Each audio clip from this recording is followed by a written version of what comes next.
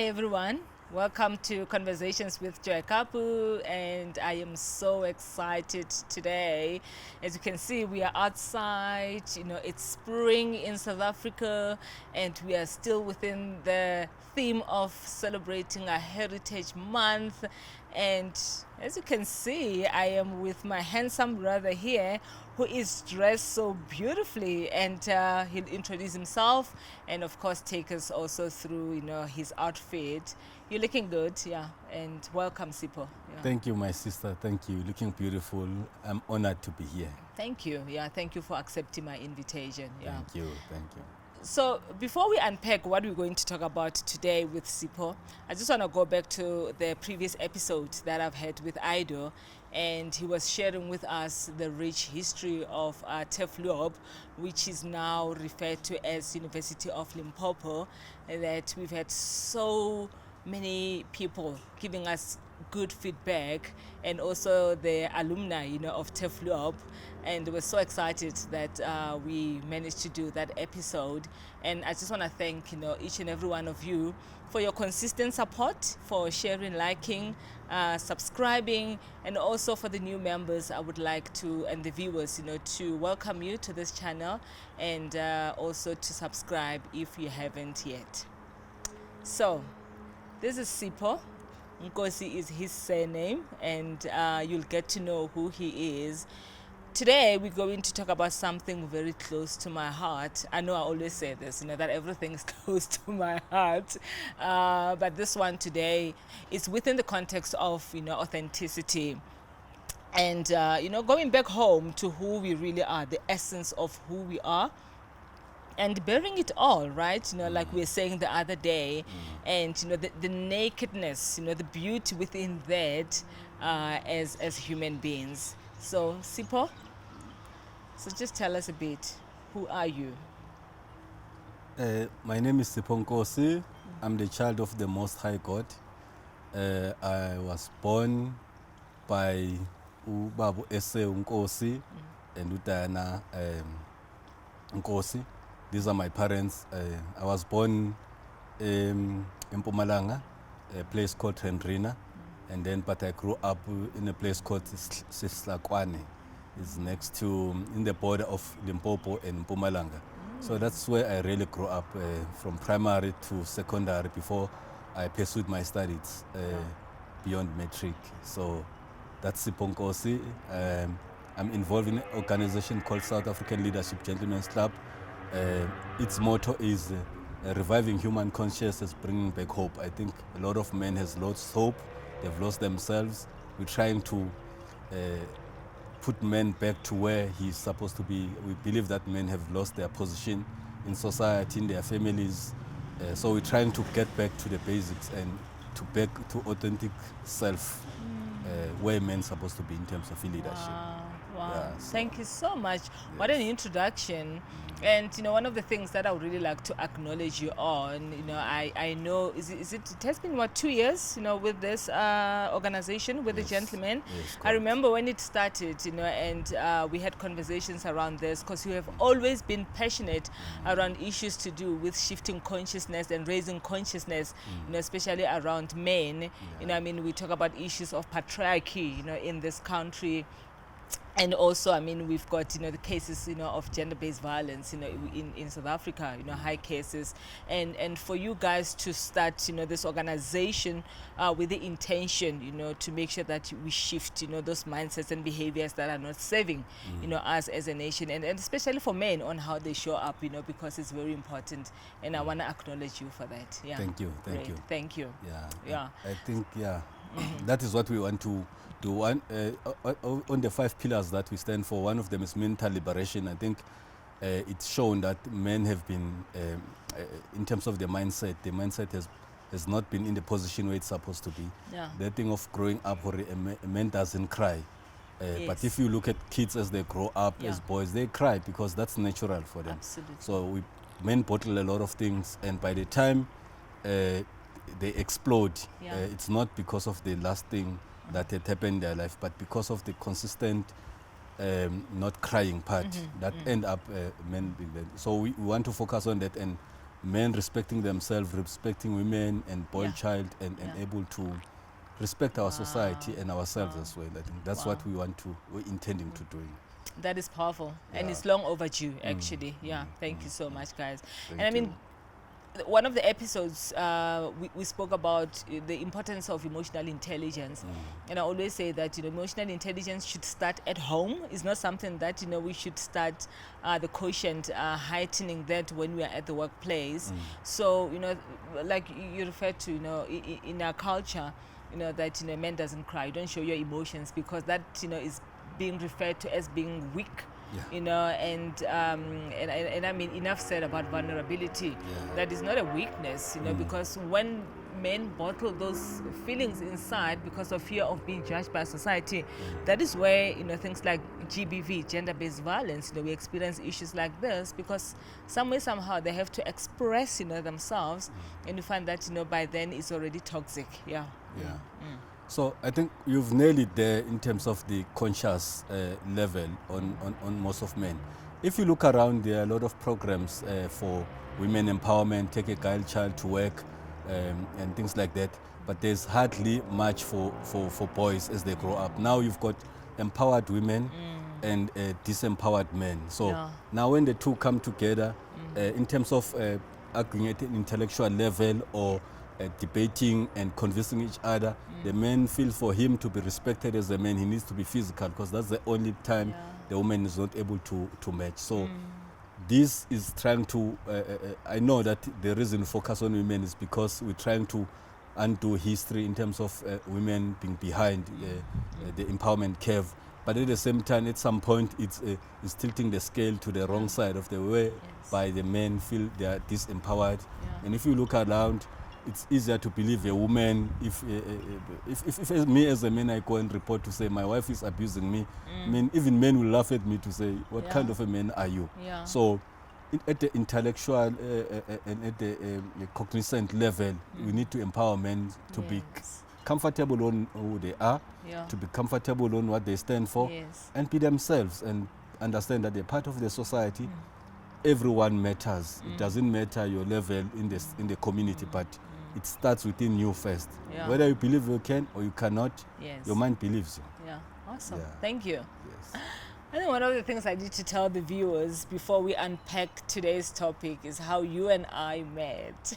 How we've crossed paths. Yes. It was 2018, if I'm not mistaken. Yeah. 2018, So for the viewers out there, you might have recognized that there's a pattern with most of the people that I interview. Most of them have attended my programs before. So Sipho attended, how many programs did you do with me? I did emotional intelligence. You did emotional intelligence. Did you do leadership as well? I think. I did leadership. Yeah, you did leadership.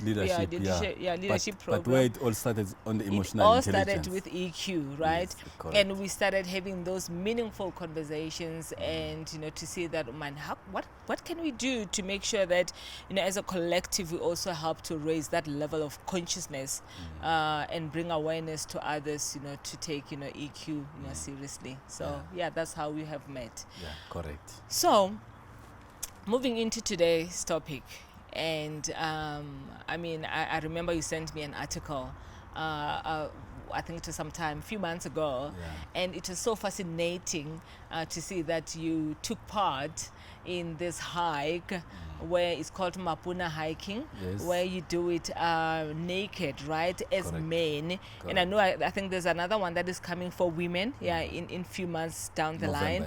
And I was curious, to find out that what is the compelling reason, what propelled you to take part in that? I think that's very interesting.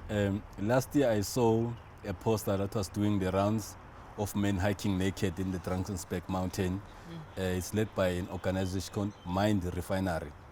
And it was titled Challenging Yourself, Seeing Things to an End, Hiking at -1 degrees, and sort of focusing and going over your limitations. And -1 degrees in South Africa is -1 like, degrees wow. at Drakensberg mountain is very cold.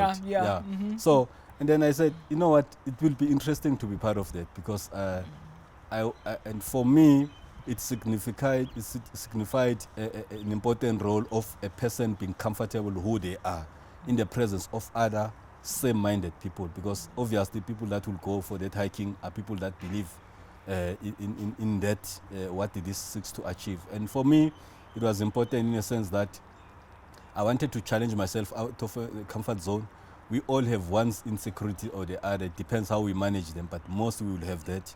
I know that is associated mostly with women when it comes to their bodies. But even men, we also have some shortcomings in terms of how we view ourselves. And going to that hiking was going to make me feel that I accept myself in the presence of other like-minded people, and also putting myself out there and seeing what is that I can do and I cannot, I can and I cannot do.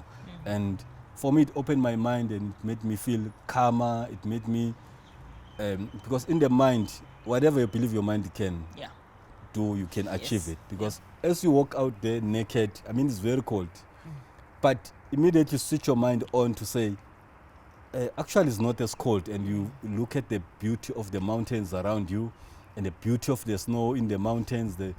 I mean, it sort of re-anchors you back, put you back to the foundation of accepting yourself you are, the way you are.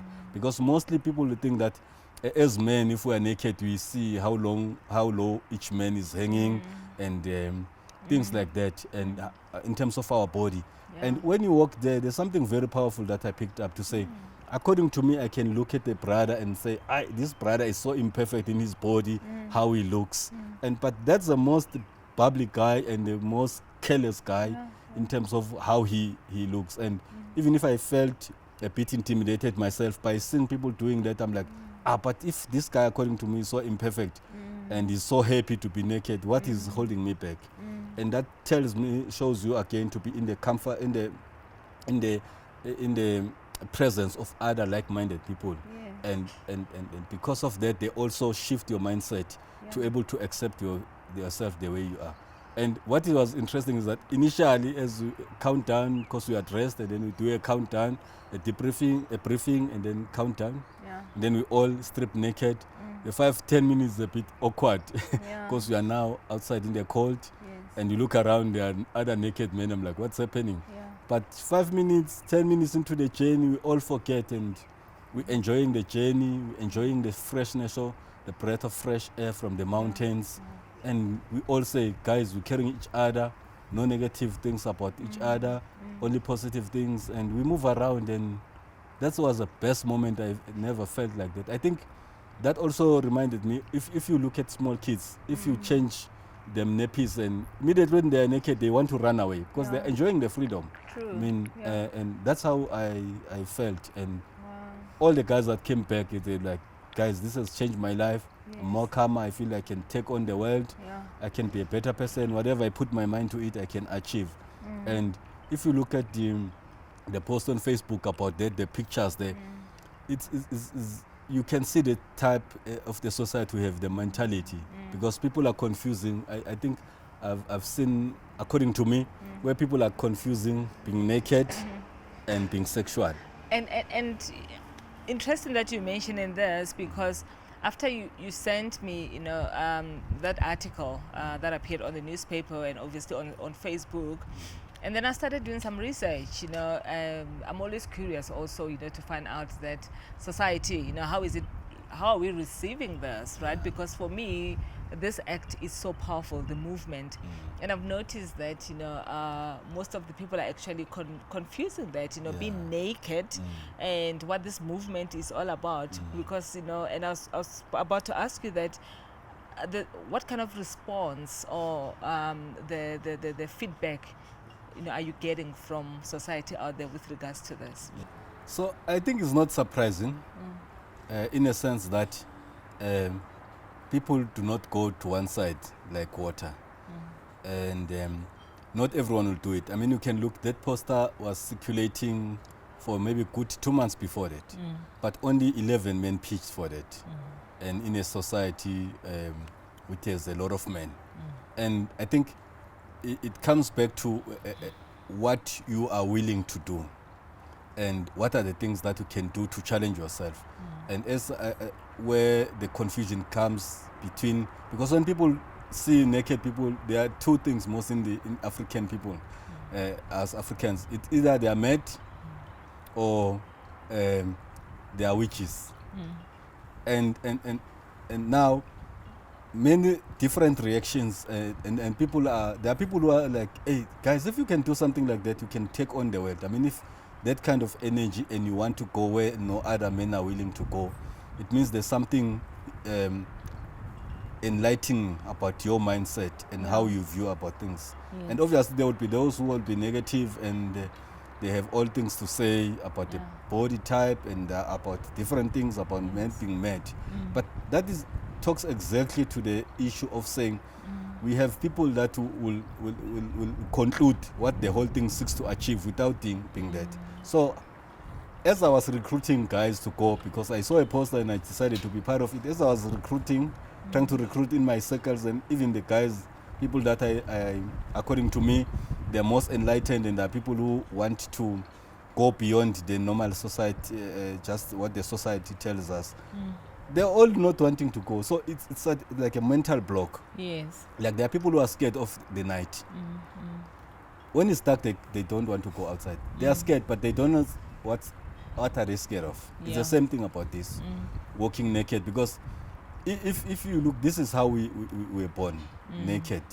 And even if you read the good book, Adam and Eve at the garden, they were naked. But at a certain point, they decided to cover themselves because they transgressed, and God gave them a cover. But it was not the initial intention for them to be covered, but because they felt they are not appropriate.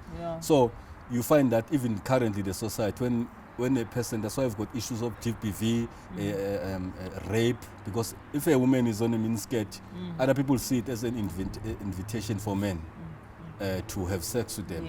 And now immediately when we are walking naked, they think these guys want to have it against each other as guys only. And it has nothing about that. And I can tell you that immediately we start moving there, we don't care about each other's body, how it looks, but we are caring to carry each other through the journey.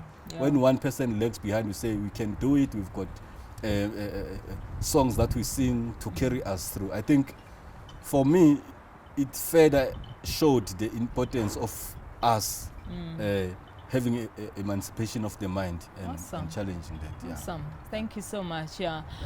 When I was going through one of the newspaper articles, because this was captured, there, and one of the participants, the guy who participated, in this hike, I was so touched when he said that I actually found the hike so healing for him on how, that, is going to help him to show up as a father and also, as a partner. So before we bring this, to a nice culmination and end, I'm just curious to find out that for you as Sipho, because I know you're all about authenticity and being true to yourself, and I know also this hike, is about going back home to the essence of who we are. So what are some of those things, and celebrating our heritage and also challenging some of the mindsets and behaviors not serving us, challenging the status quo? What's your invitation to our brothers out there in taking part in this movement? Maybe some might say, no, this is not for me, and maybe doing something different, but why the importance of going within to reclaim who you really are?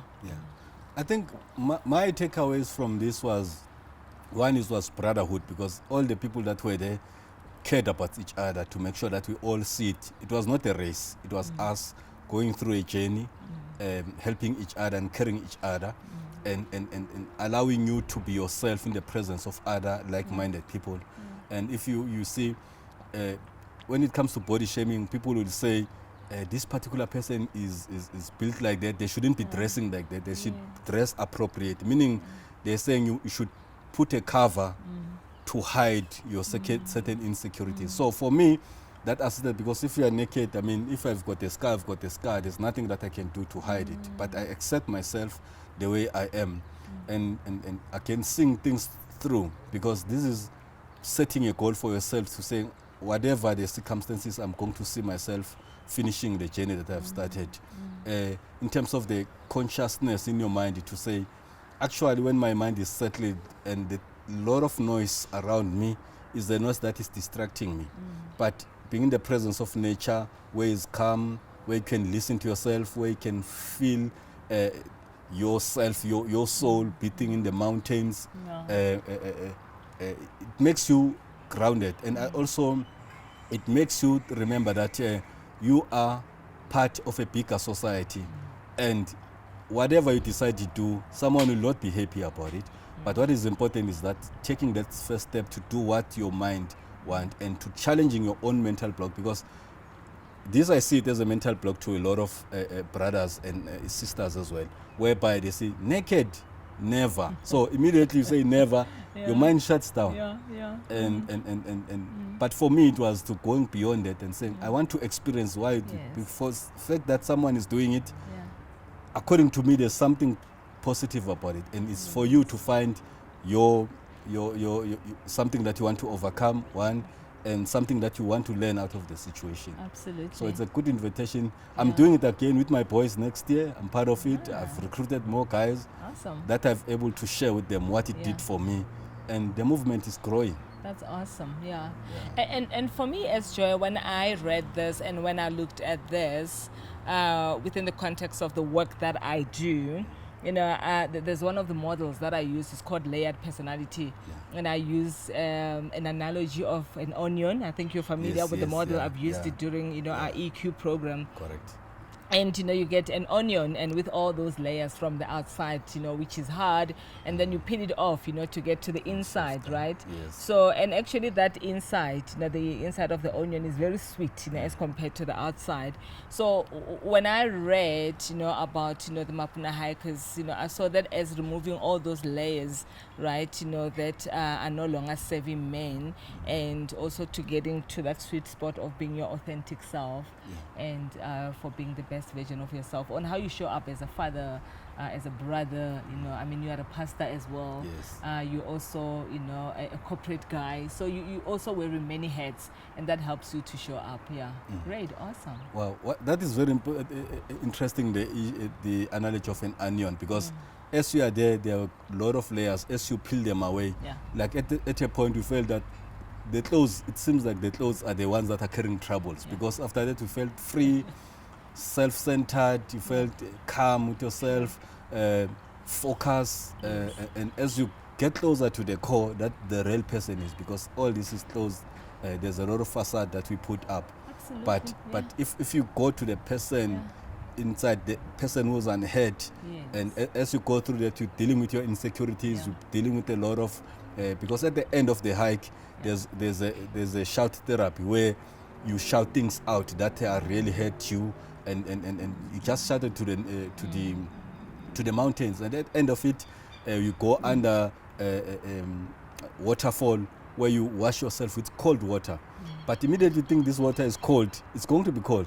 But immediately you feel as washing away the sweat, washing away your troubles, washing away the different head scars that you have.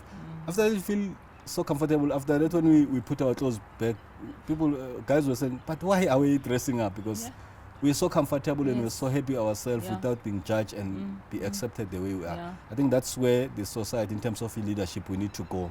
To all of us find that inner soft part and be, because a man is caring, a man is a protector, is a provider, is an anchor, is a disciplinary, is a husband, is a brother. And if we all find that in ourselves, then we've solved a lot of challenges that we have as men in the society. Absolutely, No, thank you so much.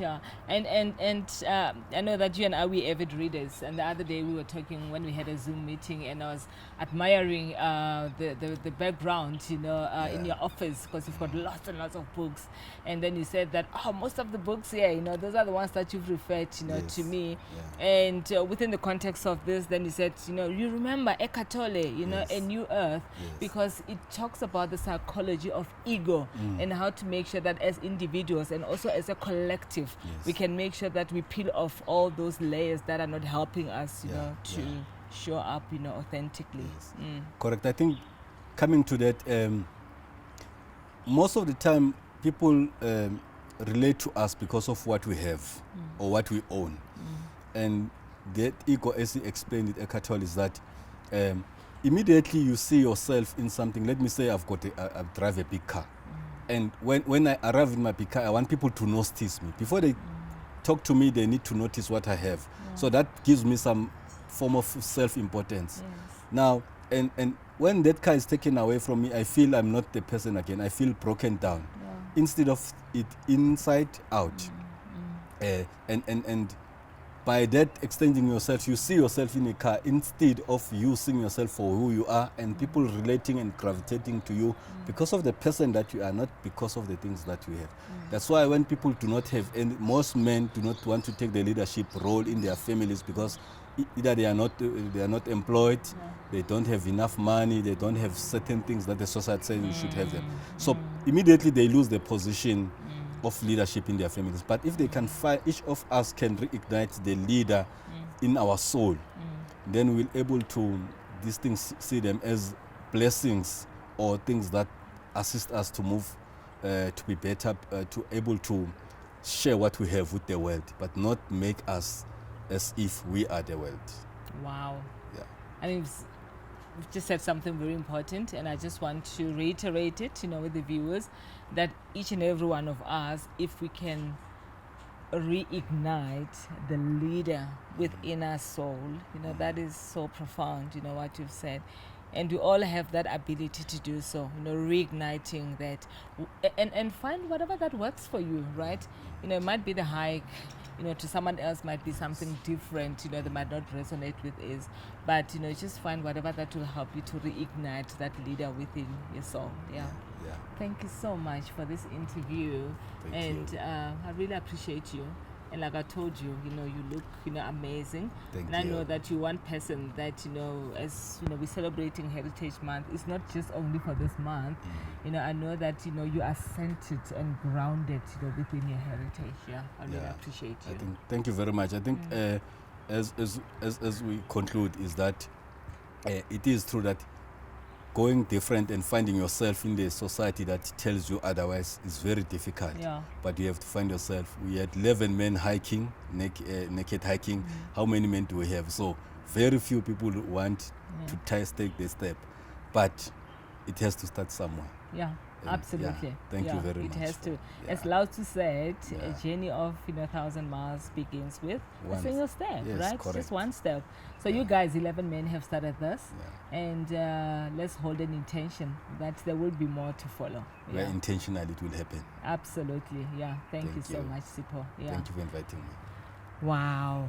What a conversation that we've had today, and geez, how do I say that, I get so enriched, by meaningful conversations like this, always communicating with you, Sipho. I mean, we've had so many conversations before, and I just find that every time when you talk about, especially this one, for me, it's just so mind-blowing. And for me, especially the intention behind it, why you're doing this, given what is happening within our country and globally, I just find it so powerful. And I hope that, this has also enriched you wherever you are. And Sipho has invited you that is going to take part again in this hike next year. So if you are interested in being part of this hike, you will be able to reach, this is the website, right, for the Mapuna hikers. What is the website? In fact, it's Facebook Mind Refinery. It's Mind Refinery.